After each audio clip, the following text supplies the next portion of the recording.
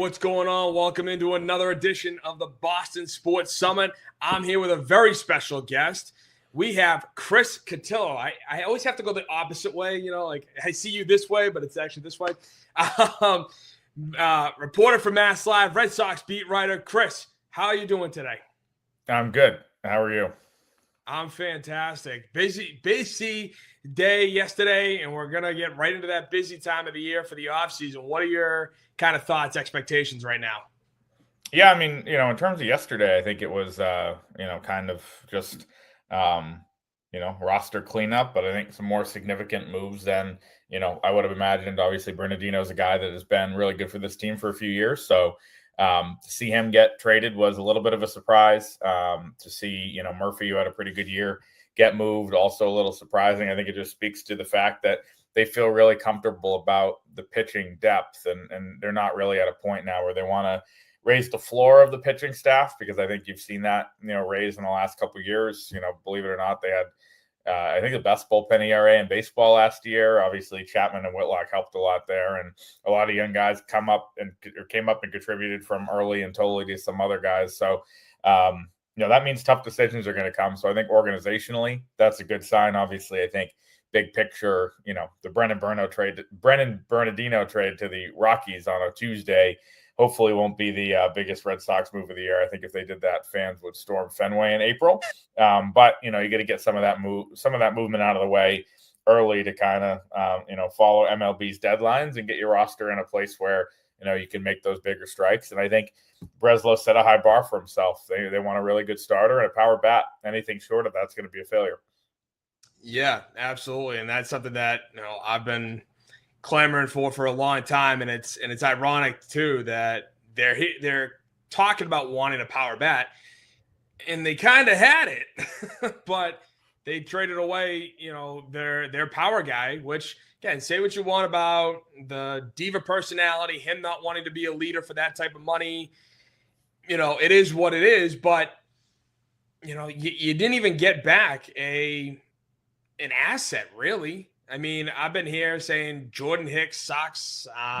You traded away Kyle Tibbs to get Dustin May, who Dustin May's one good outing was against Houston, and then the rest was just, trash. Yep. I mean, it's, I'm excited for this offseason, but again, I have been built on this team spending money to go out and win championships.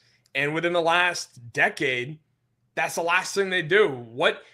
What is going to be different? Is this year going to be different? Is Fenway Sports Group finally going to actually pony up the money to go after the types of guys that we need to solidify this roster?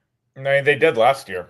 They gave Alex Bregman a 1-year, $40 million deal. That's all aimed at competing in 2025, which they did. They gave up a huge amount of prospects for Crochet, and then signed him for $170 million. And they extended Anthony, and they spent to a lesser extent, by securing Rafaela, Bayo, Campbell, Walker Buehler. That move is a big market move. It didn't work, obviously, but 1 year for $21 million. That's all aimed at 2025 and, paying up to try to compete. So I think those types of arguments about them not spending and stuff like that are totally relevant to 2 years ago when they really didn't do much other than, Giolito and some things around the edges, the sale for Grissom trade that backfired, things like that.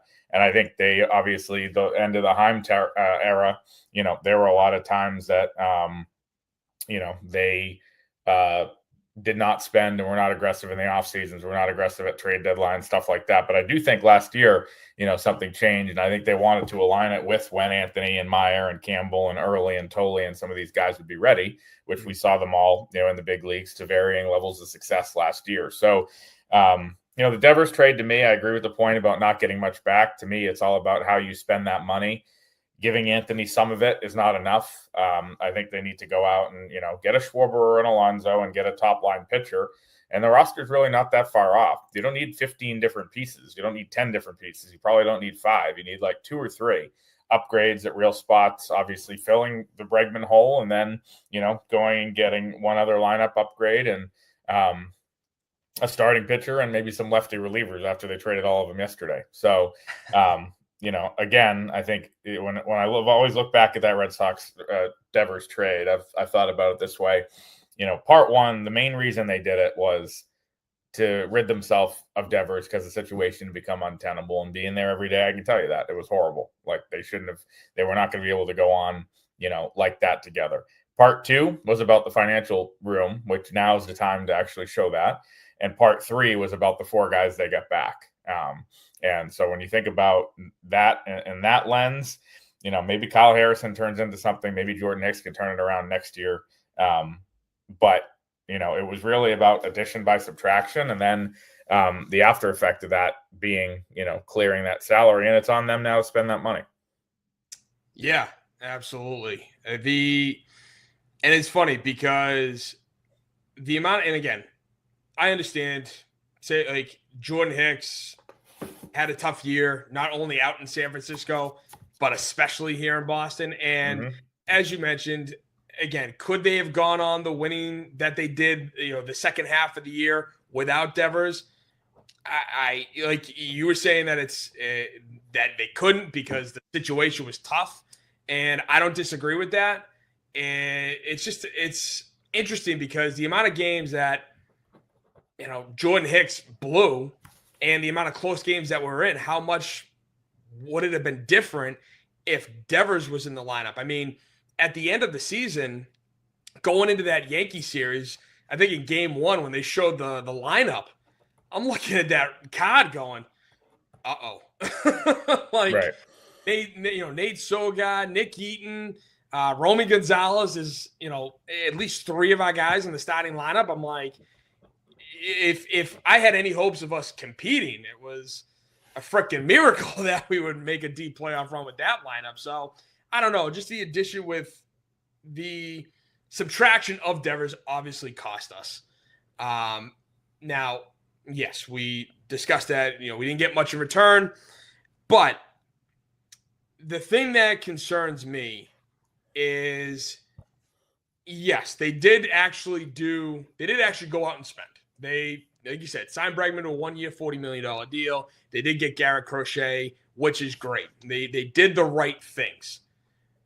But you said on your show, the Fenway Rundown, which, by the way, just quick side note, give us a little background with the Fenway Rundown. Tell us, about it, and if you could. Yeah, well, we just recorded one 10 minutes ago on the trades from yesterday. So me and Sean McAdam grinding it out twice a week as a compliment to all our writing coverage on MassLive. So it's fun. We had Ortiz on last week, and I don't think Sean and I are both writers first, but fun to do it in that platform too. Yeah, no, it's always a blast, and I watched your interview with David Ortiz, and it was fun. It's always good, listening to David talk about the Red Sox, because he still loves. Yeah, ball. he's involved. Oh yeah, but you made the point a couple months ago, I think right around the trade deadline, it was, when you were saying how the Red Sox, John Henry will only invest if the Red Sox actually have a good Fangraphs percentage of winning the World Series. And they didn't. They haven't had that for a while. Yes, they signed Bregman, but it still moved the ticker up just a barely an inch. Is that going to be the same mentality they use going into this offseason, whether it is signing big free agents, making trades? What do you expect out of the Fangraphs model and John Henry spending, the correlation? Yeah, I mean, it's obviously, and I don't know if it's Fangraphs he looks at. He looks at, betting models and things like that to see where their World Series odds are, which I always found funny, because it's like, you can change those, John, like that's kind of, you are the one that it's a chicken or the egg thing. And I think it's pretty clear which side of that it's on. So, like, it's not a coincidence that your World Series odds improve when you sign Bregman, or if you go out and sign Schwarber and Dylan Cease this offseason, or whatever it is. I think, to play devil's advocate on what he was thinking there, I'm sure that, the gap between being a middling team to being a real World Series contender 2 years ago, 3 years ago was vast. That's pretty obvious. They had a lot of hopes and wishes and things like that, where they were kind of just hoping that, some of these guys would, come up and be good. Now you don't really have to dream on it as much. It's more about, Roman Anthony, is going to be a real part of it moving forward. Obviously, you can expect that, like Campbell and Meyer and Tolle and Early and Narvaez and some of these other young players are going to contribute in whatever form they do. Some guys are going to take steps forward. Some are going to take steps back. To me, it's, the core is there, and you don't have to dream on what a playoff run looks like. They celebrated with champagne in late September for the first time in a while, and that's something. 89 wins. It was a step in the right direction. Now it's about ratcheting that up and getting deep into the playoffs. And so, I don't think the roster was at a point where you could get it to, be a World Series contender with, move A, move B, and move C 2 or 3 years ago. Now it is. It's closer, and the core is there. And so I think now, now is definitely the time. It's not about bridging the gap anymore. It's finishing the job to me. And when you look at it, if you do look at it, and I can pull up, I don't know if you have any sponsors here for betting sites that I would be violating by talking about whichever. So I'll look at the first app on my phone on DraftKings. The Red Sox, let's see, they're probably like 6 to 8 on the list. They're 8th. They are 17 to 1 behind the Dodgers, Yankees, Phillies, Astros, Mariners, Mets, and Braves. They have better odds than the Blue Jays, who just got to the World Series, and the Brewers, who obviously have the best record in baseball of winning the whole thing. Next year, when you get to the American League, they have the 4th best odds behind the Yankees, Mariners, and Astros. So it's like they're not 75 to 1 or 50 to 1 to win the whole thing. They are in that upper third. And so does that push him to spend? I'm going to guess yes, but the proof's always in the pudding, right? I mean, we've seen him do unpredictable things before, and we also, and this is continuing to be a criticism, and I'm like a broken record mentioning it every 2 minutes, but we don't know what he's thinking because he won't talk to us, which continues to be absurd, ridiculous, but it's not going to change. Exactly. And by us, I mean the media, but I really mean the fan base, which everybody, you included, deserve better. And that's what we've been clamoring on. And I grew up. I mean, I will never forget watching the 99 All-Star game. I'll never forget watching Aaron Boone hit that and breaking all our hearts. But then us going on to win in 2004, spending the money, going out, getting Beckett, Lowell, I mean, even these guys didn't work, but Carl Crawford, Pablo Sandoval, and at least in the Crawford thing, I was always of the notion, hey, you let go of him too early. He was always a great player in Tampa, granted. Right. He did suck when he was in Boston. But one of the things that, and yes, with him not speaking, which I think the fans not only cornered him to sign Rafael Devers during that Winter Classic when the Sox or the Bruins were playing the Penguins at Fenway Park. Mm-hmm. I was there, and I've never believed that. So, but go ahead. So you didn't see? You never saw the video of the kids outside? The deal was agreed upon 3 days before that, but was it? Yes.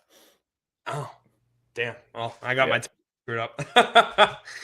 Regardless, all right. So there goes that notion. Yeah, and he's not the type to look at booze and be like, "Oh shit, let's spend $300 million." He doesn't really care. That's the thing. I mean, he cares about the team. He just doesn't really care about what fans think. So that's been a long time 98.5 thing. Love those guys, mean it, but I mean that's just not what happened. So I get it. Okay. Well, I'll never forget that video on Twitter of the kids screaming, sign Devers, pay Devers, as if it hasn't happened yet. And so yeah. It wasn't announced yet, so that's why. All right, so okay, both sides. So when looking at this roster, again, you're right. I don't think we need to overhaul this roster. I think we got plenty of utility guys, especially with the trades that just happened yesterday. But one of the issues that Breslow has mentioned is the fact that we're not great on defense. We led the league in errors last year. And even when looking at the infield, without Alex Bregman, it's a big question mark. And even with Tristan Casas possibly coming back, Who is Tristan Casas even going to be the same guy? Which he's always been injured. So which Tristan Casas are we going to get anyway? Right. We don't even know that for a fact. So my thing is, when looking at this, I think we need to bring Bregman back, just to shore up third base, and then have Meyer move him to second because he's a middle infielder. Mm-hmm. Now you can have had Story or Meyer, I don't care. It's just that's part of it. Not to mention, we should be able to sign a Pete Alonso, a Kyle Schwarber, which, of course, I'm advocating for Pete Alonso not only because he's a Florida Gator, but he also led the league, in errors at first base last year. So it's kind of a double-edged sword with what you get there. Yeah. Are we capable of signing multiple big-name players and capable in a perfect world? John Henry is willing to spend. Let's just throw that out there. In a perfect world, are we capable to bring back Bregman, also sign another big-time first baseman like a Pete Alonso, and make a trade for a starting pitcher or sign a starting pitcher? What are your thoughts with that? Yeah, I mean, I think, when you look at kind of how much money they have to spend, while the Devers thing, that money is going to be, obviously available down the line. I think that the gap has kind of closed, a little bit between what people think they have to spend and what they've kind of already spent quicker than, people anticipate. I also think quicker than I anticipated when I was looking at it a couple weeks ago, because like in my mind's eye, Bregman coming off the books, as well as Giolito's, $20 million. Some of these other guys, Matz was making significant money. He's a free agent, obviously. They DFA'd Nate Lowe yesterday. So there's some guys that you could have seen were like, oh, well, they're making good money. So there's a lot of money coming off the books. But when you look at it, and I always look at Red Sox payroll on Twitter, which is a great account. Does a great job with all their spreadsheets and stuff that I'm not smart enough to possibly keep up. You look at kind of the jumps year over year, and, you look at what these guys made. I mean, in terms of the CBT, which is the only thing that matters really in the eyes of these guys, Garrett Crochet was a guy who came with a 4 point, I don't know, I lost him on here. It's because it wasn't on the team. Crochet came with a 3.8 hit last year. So he was 3.8 against their budget. Next year, this extension kicks in and he goes to 28. So that's $25 million in CBT room that's already spoken for. Then you look at Anthony. Anthony was a guy who on the CBT this year was going to cost you probably, 800,000, 700,000. They haven't, he wasn't even there half the year. So less than 500,000. He is going to make 16 and a quarter in terms of the CBT next year. So to me, that's 50 million or 40 million. That jump covers what Bregman savings is, and plus, another player, because Bregman CBT hit was like 31 or 32. So to me, that is kind of a hidden piece of this, where those guys aren't coming off the books and you have all that CBT room. Red Sox payroll, I'll plug them again, or we don't know. They have their projection at 204 right now, and what they've already committed. Last year they were at 248. So that's, 40 plus million to spend if you're giving Bregman that for 40, like, you know what I'm talking about? It's not like they have 120 million to spend before the CBT. And, it comes down to that's just the base threshold, right? Yeah. And I think the wild card in all this is teams are afraid to be part of that or go over that CBT threshold.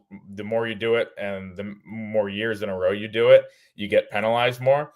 The wild card to me is those rules might not exist in a year when the CBA is up, right? So when the collective bargaining agreement could be ripped up and thrown out, then the system could completely reset. So maybe they say, well, if we blow past and have all these penalties and we have a $280 million payroll, totally guessing, not saying anything because I don't know, then we're not going to have to pay. You should know.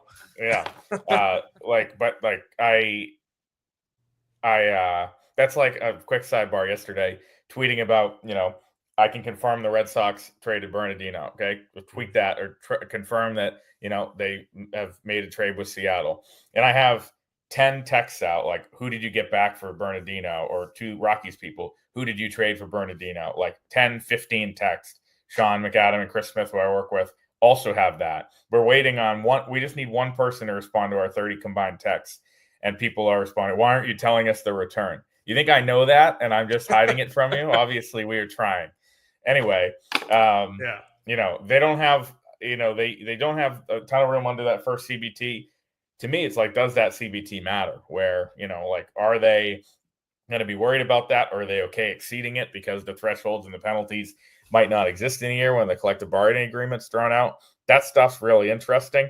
I do think, the interesting thing to me is they already do have 204 CBT dollars committed to the people that they have, because Crochet gets that huge bump, because Anthony gets that huge bump, because you have, some other high dollar guys. Obviously, Chapman's worth it, but he's making 13. Your friend Jordan Hicks is at a $12 million hit. They can't get out of that at this point. Story opted in. Bayo and Sandoval and those guys are making significant money now. So it's not like they have no payroll on the books. They actually do. I don't think anybody would argue against the deals they gave Crochet and Anthony. They're probably going to be bargains. The reality of it is, Anthony's going to be making $1 million in real money next year, but his CBT is spread over those 8 years, so it'll be 16 for accounting purposes. All that stuff is interesting. It kind of comes down to, where do they view the budget? Is it cash? Is it CBT? Is it, accounting versus expenses? Like, it's been different ways in different years in the past. Obviously, those are questions for John Henry and Sam Kennedy, not me. I wish I could answer them, but I'm incapable at this time. No worries. Oh, we're here talking with Chris Cotillo of MassLive. So what are your expectations? So starting in February, we're here, spring training, the roster that we have. What are you thinking in terms of the Red Sox are going to do, and maybe some of the players that they're going to go after? I just read that the Red Sox are interested in Bo Bichette. Of course, the first thing I did was laugh my ass off when I read that, because I just don't see it happening, though it would be nice, because not only are you hurting the Blue Jays, but you're also bettering yourself. What are your thoughts come spring training that the Red Sox, in terms of free agency, they're going to go after? Or who they I think, it's very clear that a number 2 starter in some form, or a 1B, and a power hitter. I don't like Alonso as much as I think 95% of people out there, just because I think if you really want to commit to improving your infield defense, there's not that many ways to get there. You have Story coming back and playing short, which they've committed to. Is it going to be kind of hard to find somebody who's a lot better than Bregman at third, right? And then second base is always that question mark. Meyer would be an upgrade, sure, but that's uncertain. And then first base, you'd have the worst defender there in the league if you put Alonso over there. It'd be a way significant downgrade from Casas defensively, honestly. Mm-hmm. And probably a downgrade from like Romy Gonzalez and Nate Lowe and those guys. That's just the way it is. If you can have Alonso DH 75% of the games and have him sprinkle in at first for certain matchups and hope he doesn't screw up in those games, then it makes a lot of sense to me. To me, I would like to sign him as a full-time DH. That's kind of why I think I like Schwarber better.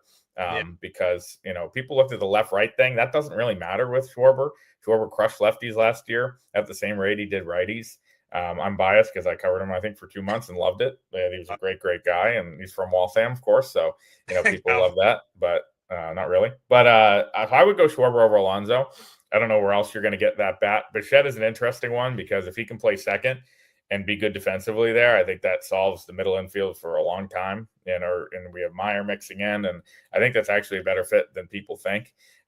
Obviously, he's not a perfect player either. Who is? And then, the rotation, I think that's where you have a ton of options from the trade market. Joe Ryan, everybody loves, and Freddie Peralta, Hunter Green, Gore, all these types of guys. The free agent market, Valdez, Cease, Michael King, Imai from Japan, even guys like Zach Gallen, who had a down year, or there's some people that could slot in. So I think it's very, very simple in terms of the top two needs: a masher in the middle of the lineup, and then, a starter who's better than Bayo, and I think that Bayo's a guy that can get you through a regular season and have high highs and sometimes low lows. He had a lot of high highs last year. To me, behind Crochet in the playoffs, you had a number two starter you weren't willing to trust with more than 30 pitches in a game that could send you to the next round. That speaks volumes to me. I think they need a guy they can trust there. Absolutely. The one thing that you just said, it was there and now it's gone. I agree with you on the whole, like, Schwarber, Alonso. Oh, this is what I want to say. Everyone, and I don't know how strong the Red Sox are in pursuing Framber Valdez, but after that stunt he pulled last year, yeah, I want absolutely no part of him. Yeah, and you know what? I think it was telling that he was, the biggest name free agent that was in person at the GM meetings in Vegas last year. I think it was clear that he,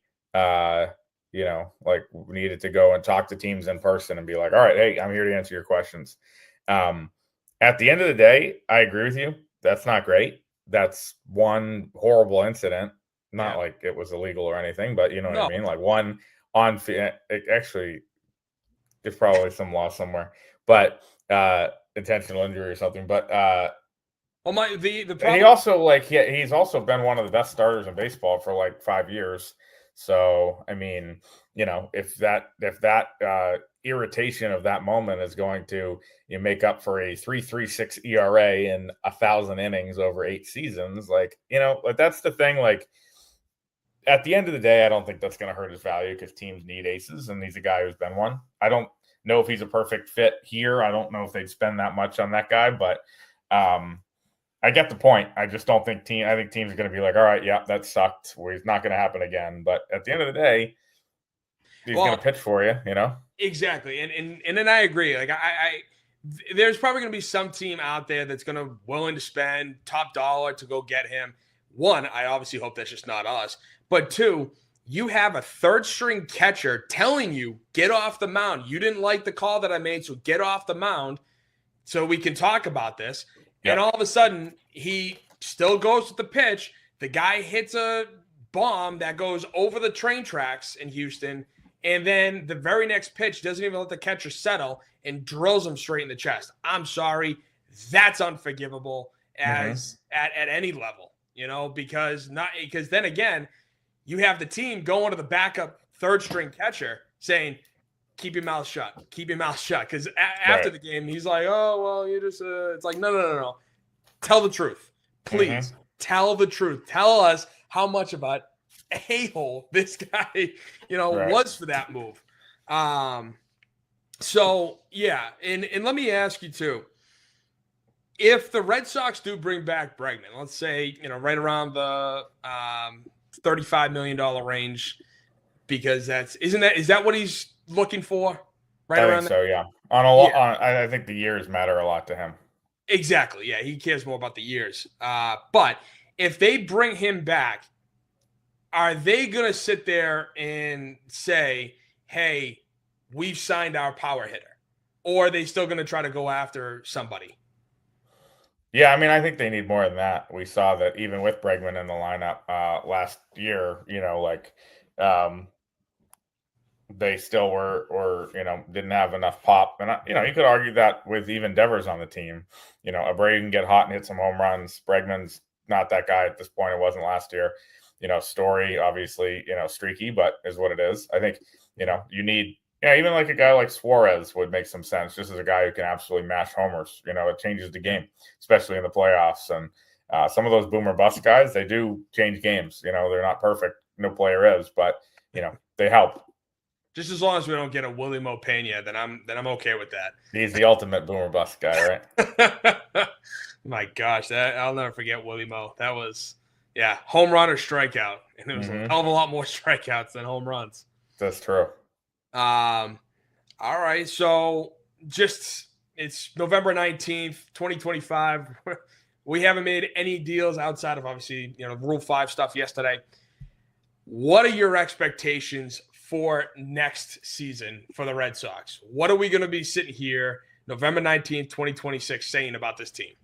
Yeah, I mean, I think they're going to be legitimate contenders if they make the moves that they kind of owe the fans to make. I think they are, they obviously were a win away from moving on to the ALDS this year. And that's, like it's the line is so fine, once you get into October, right? Like they basically, had two bad innings in games 2 or 3. And they did not advance. But that doesn't mean that if they got to the ALDS and played Toronto, they wouldn't have been able to put up a fight. I do think the longer it went, the more the pitching would be depleted. Connolly early might be really good, but to have him make his 5th major league start and a do or die playoff game is not how they would have drawn it up. Losing Giolito was, obviously a big thing. But, the point is, like, they were right there in terms of, like, competing with, the Blue Jays made the World Series, and you saw in the last couple of weeks of the season, the Red Sox, won a series at Rogers Center. I know it's a regular season. It's different. Can't line up the pitching, but, were the Red Sox that far behind the Blue Jays team that went to the World Series? Are they that far behind a Mariners team when they were both at the trade deadline around the same area? And Seattle went out and got, Naylor and Suarez, who worked out. I think you can look at, they're right there with the Yankees as of this moment. And they're right there with the Blue Jays, and they're right there with the Houstons and the Seattles of the world. I don't think it's that gap in the American League. I do think, you look at a Dodgers team and there's a gap with them and everybody, but things happen. There's a long way between now and the end of October when you'd have to face them in the World Series. So I think that the window is open. The division's going to be really good as always. I could see Baltimore. They made an aggressive move last night. Kind of looked like an awful trade for Grayson Rodriguez for Taylor Ward, but that's all aimed at competing next year and getting a player who's a rental. That signifies to me that they're going to be all in on trying to get some of these players. Seattle, an aggressive start to their offseason, getting Naylor. Some of these American League teams are already starting to make moves, and I think it's on the Red Sox to do that. Fans get a taste of the electricity, a quick one. No playoff games at Fenway and stuff like that last year, but when you have kind of the anchors of Anthony's going to be there, and Crochet is going to be there, and there's really good talent across the team. Younger guys and older guys. Story as an anchor now. Who's going to be there for 2 more years after a pretty good year. Again, it's not that the fans are dreaming on this stuff anymore. They're really looking at it like, hey, we're right there, and it's time to kind of push forward and get over the edge. Some of that's going to come internally, but as Breslow said, they can't just run it back and bank on that. They have to, go and make moves, not just to replace the guys who might leave from Bregman to Giolito to, all the other guys we talked about, but improve the roster. And that'll be the story of the next 4 months or so. Exactly. It's going to be a fun one. Chris, I know you're a North Carolina guy. You want to give us a quick little thought on our former head coach, Bill Belichick, and his time in Chapel? Yeah, I mean, he's not getting fired after the year, I don't think. So, kind of in classic form, he kind of treated September as kind of the preseason, which in the NFL, you're judged on your record at the end of the year. It's how you make the playoffs. In college football, if you lose 2 games in September, your season's over. That's kind of how it works, which I don't know if you knew. They got blown out, 3 times basically, including one in front of my very eyes in the TCU game. But they started looking better, and the defense is playing better, and they seem to have some pieces.